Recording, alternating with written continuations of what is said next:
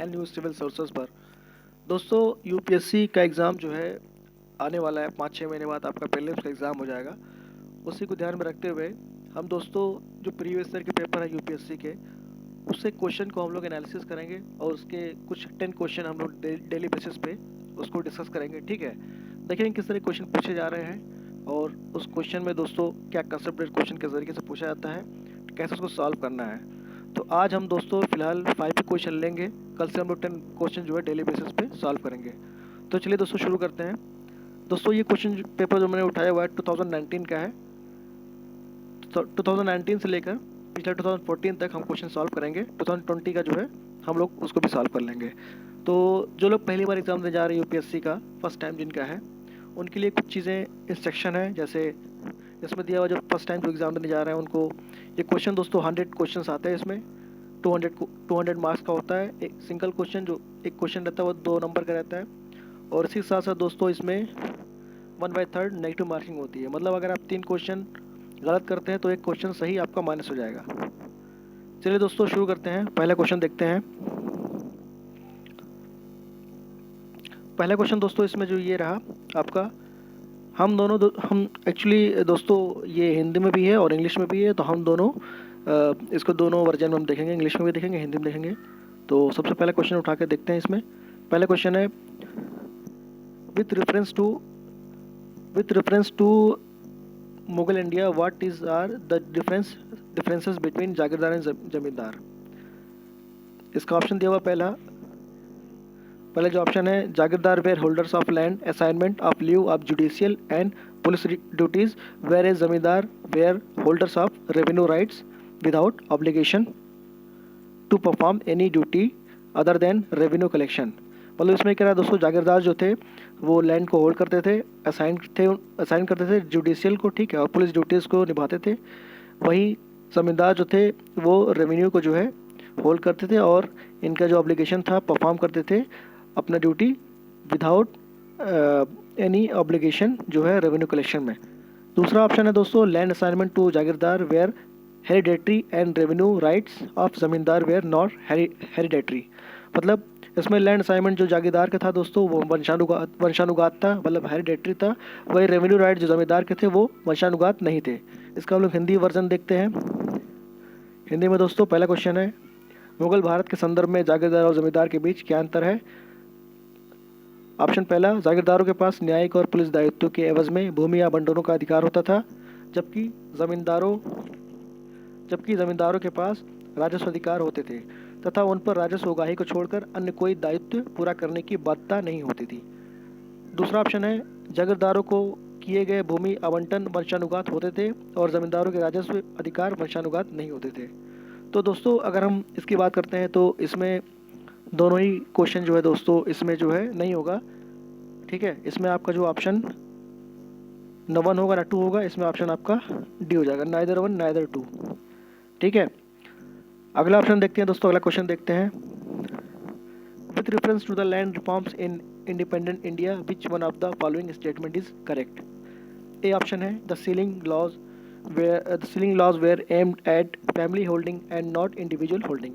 B option है, the major aims of land reforms was providing agricultural land to all the landless. C option है, it resulted in cultivation of cash crops as a predominant form of cultivation. D option है, land reforms permitted no exemption to the ceiling limits. दोस्तों इसमें कुछ जब इस तरह के questions आए तो आपको यूपीएससी में जो क्वेश्चंस आते हैं उसमें आपको कुछ चीज़ें, कुछ वर्ड्स आपको ध्यान रखने हैं। जैसे कुछ वर्ड्स होते हैं दोस्तों, जैसे एक्सट्रीम वर्ड्स होते हैं। ठीक है, एक्सट्रीम वर्ड्स में क्या आते हैं दोस्तों, जैसे कुछ वर्ड्स होते हैं दोस्तों, जैसे नॉट हो गया, ऑलवेज हो गया, ठीक है, ऑलवेज हो गया, नाइदर हो गया, फॉरएवर हो गया, डज नॉट हो गया। इस तरह के क्वेश्चन दोस्तों अगर इस तरह का वर्ड अगर यूज़ किया जाए सेंटेंस में तो आप उसको सोच सकते हैं कि वो क्वेश्चन कहीं ना कहीं गलत है, तो आप उसको एलिमिनेट कर सकते हैं।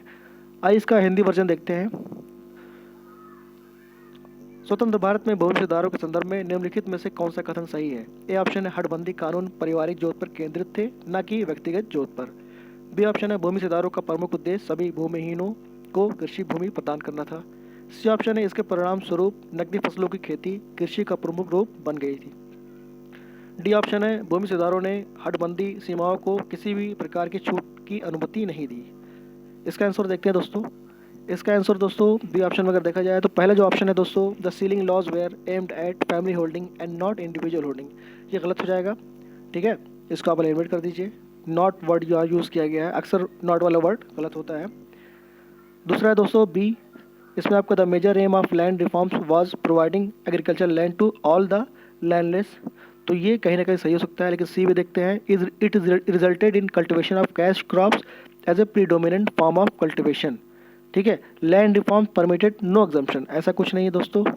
ये लैंड रिफॉर्म सिस्टम में जो एग्जम्पशन दिया गया था, तो ये भी गलत हो जाएगा और ये भी गलत हो जाएगा, ये आपका सही हो जाएगा। तो ऑप्शन इसका बी जो है 2 का बी सही हो जाएगा। अब देखते हैं क्वेश्चन नंबर 3।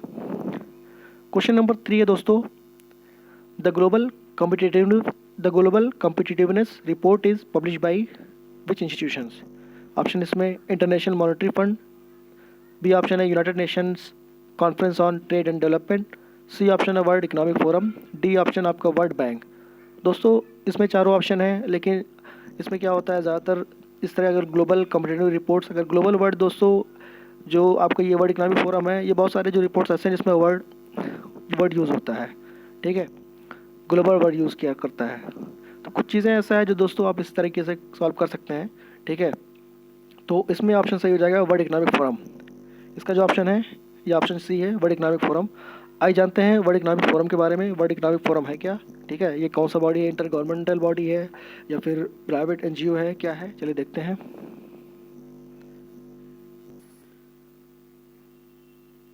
दोस्तों वर्ल्ड इकोनॉमिक फोरम जो है ये बेसिकली आपका इंटरनेशनल ऑर्गेनाइजेशन है फॉर पब्लिक प्राइवेट कोऑपरेशन। ठीक है, इसमें दोस्तों ये 1971 में इस्टेब्लिश किया गया था और ये नॉट फॉर प्रॉफिट फाउंडेशन है। ठीक है, इसका जो हेडक्वार्टर है दोस्तों ये जिनेवा में है। ठीक है, और इसके साथ साथ जिनेवा आपको पड़ता है स्विट्ज़रलैंड में। और दोस्तों ये it is independent, impartial and not tied to any specific interest. ठीक है, इसमें दोस्तों कुछ ये रिपोर्ट्स इशू करते हैं। आइए हम देखते हैं कौन कौन सी रिपोर्ट ये इशू करता है। दोस्तों जैसे क्वेश्चन में दिया हुआ है, तो पहला क्वेश्चन दोस्तों यही बन जाता है ग्लोबल कॉम्पिटिटिव रिपोर्ट्स। तो पहला दोस्तों ये इशू करता है ग्लोबल कॉम्पिटिटिव रिपोर्ट्स। दोस्तों 2020 का स्पेशल आया हुआ है। ठीक है, इसका आप जाकर देख सकते हैं। दूसरा है दोस्तों the future of jobs report 2020, मतलब 2020 ये ईयर है, ये ईयर वाइज निकलता रहता है। पहला ग्लोबल कॉम्पिटिटिव रिपोर्ट्स, दूसरा the future of jobs reports, तीसरा है दोस्तों mapping trade tax trade in the fourth industrial revolution. ठीक है, technology and data governance in cities, the road ahead policy research agenda. ठीक है, लेकिन ख़ास दोस्तों वही है, 2-3 चीज़ें मैं आपको बता चुका हूँ। ठीक है, ये सब इसकी रिपोर्ट्स हैं जो ये इशू किया हुआ है।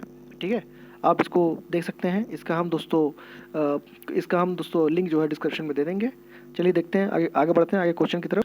दोस्तों इसमें एक जो ऑप्शन में था क्वेश्चन में, वो था UNCTAD UNCTAD global competitive reports index के बाद जो है UNCTAD ऑप्शन में था, उसको भी हम लोग देख लेते हैं क्या होता है। अक्सर जो क्वेश्चन में ऑप्शन में आते हैं उससे अगली बार क्वेश्चन बन सकता है।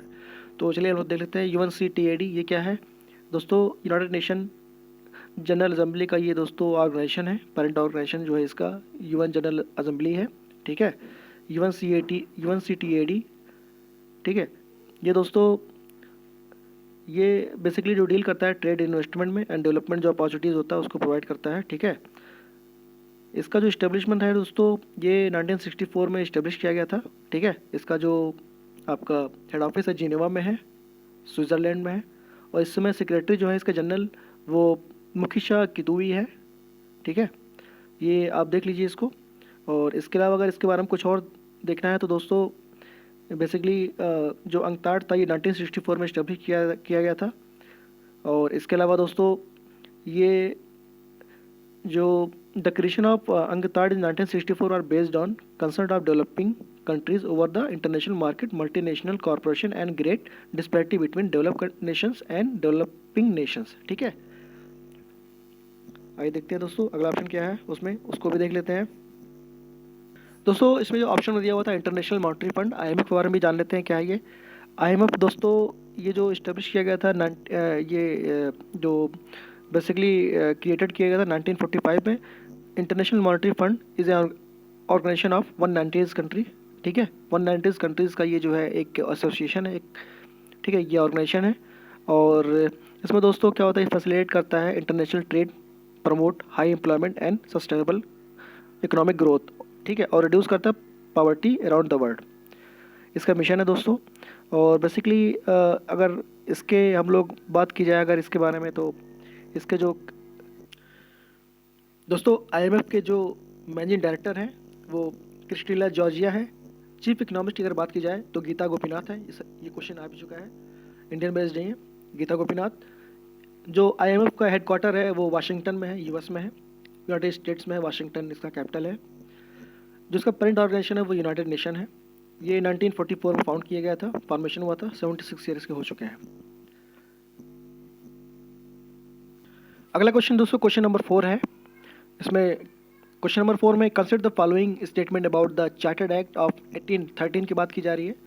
मतलब इसमें चार्टर्ड एक्ट जो 1813 में है उसके बारे में स्टेटमेंट दिया हो गया है। पहला जो स्टेटमेंट है, it ended the trade monopoly of the East India Company in India except for trade in tea and trade with China. दूसरा ऑप्शन है, it asserted the sovereignty of the British crown over the Indian territories held by the company. तीसरा option है, the revenues of India were now controlled by the British parliament. Hindi version देखते हैं इसका दोस्तों। चौथा जो क्वेश्चन है, चार्टर्ड एक्ट 1813 के संबंध में निम्नलिखित कथनों पर विचार कीजिए। इसने भारत में ईस्ट इंडिया कंपनी के व्यापार एकाधिपत्य को चाय का व्यापार तथा चीन के साथ व्यापार को छोड़कर समाप्त कर दिया। दूसरा ऑप्शन है, इसने कंपनी द्वारा अधिकार में लिए गए भारतीय राज्य क्षेत्रों पर ब्रिटिश राज की संप्रभुता को सुदृढ़ कर दिया। तीसरा ऑप्शन है, भारत का राजस्व अब ब्रिटिश संसद के नियंत्रण में आ गया। चलिए दोस्तों इसका आंसर देख लेते हैं।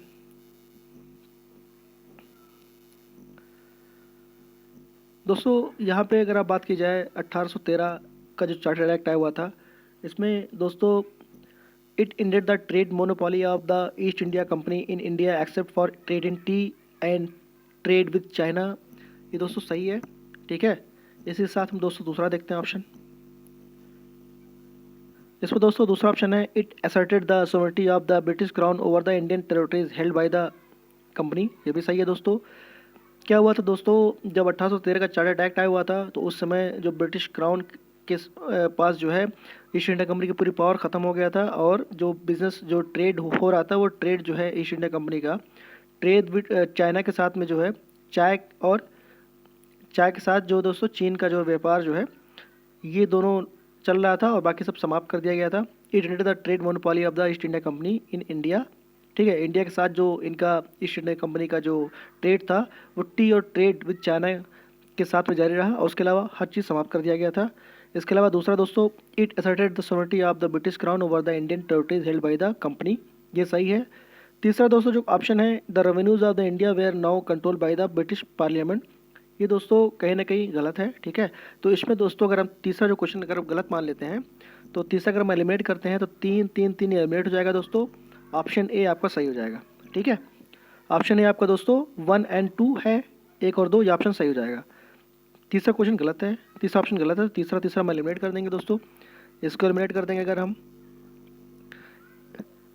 ये एलिमिनेट कर दिए, ये एलिमिनेट कर दिए, ये एलिमिनेट कर दिए, 3 एलिमिनेट हो गया, ये आपका ऑटोमेटिकली सही हो जाएगा। चलिए देखते हैं दोस्तों, पांचवा क्वेश्चन देखते हैं। क्वेश्चन नंबर 5 दोस्तों आपका स्वदेशी मूवमेंट से रिलेटेड है।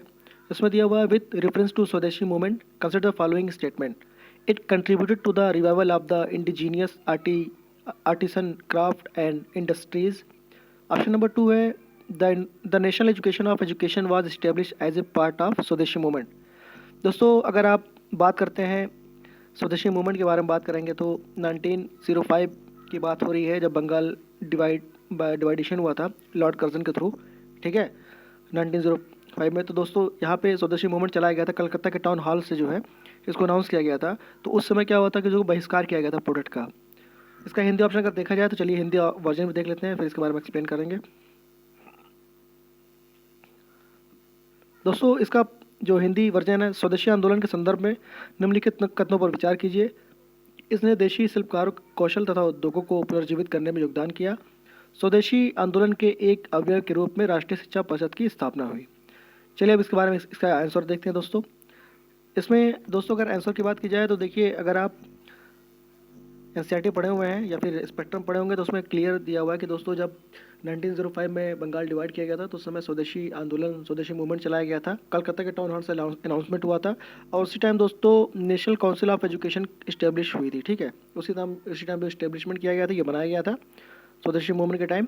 और कहीं ना कहीं जो जब फॉरेन गुड्स को हम लोग जो है उस समय बहिष्कार किया गया था, तो वहाँ के जो लोकल लोग थे, जो रीजन वाइज जो आर्टिशियन और क्राफ्ट लोग जो थे, शिल्पकार वगैरह, तो उनको जो है तवज्जो दी गई थी और उनका जो है मतलब जो उनका रिवाइवल था वो रिवाइव होना शुरू कर गया था। मतलब वो जो है कहीं ना कहीं दोस्तों वो उनका जो है कंट्रीब्यूशन बढ़ गया था। ठीक है, क्योंकि वहाँ पे बहिष्कार हुआ था। तो ये जो देखा जाए तो दोनों ऑप्शन सही है। तो इसमें आपका जो अगर ऑप्शन की बात की जाए तो आपका इसमें दोनों ऑप्शन सही हो जाएगा, both A and two. Option C हो जाएगा इसमें, दोनों ऑप्शन इसमें सही है। तो दोस्तों आज बस यहीं तक। कल हम लोग शुरू करेंगे, इसके आगे बढ़ेंगे। कल हम 10 क्वेश्चन उठाएंगे, फिर कंटिन्यू ये सीरीज़ चलता रहेगा और जितने भी प्रीवियस के पेपर हैं उसको हम लोग एक्सप्लेन करेंगे, सॉल्व करेंगे। तो दोस्तों कैसा लगा दोस्तों, कमेंट करिए। ठीक है, थैंक यू।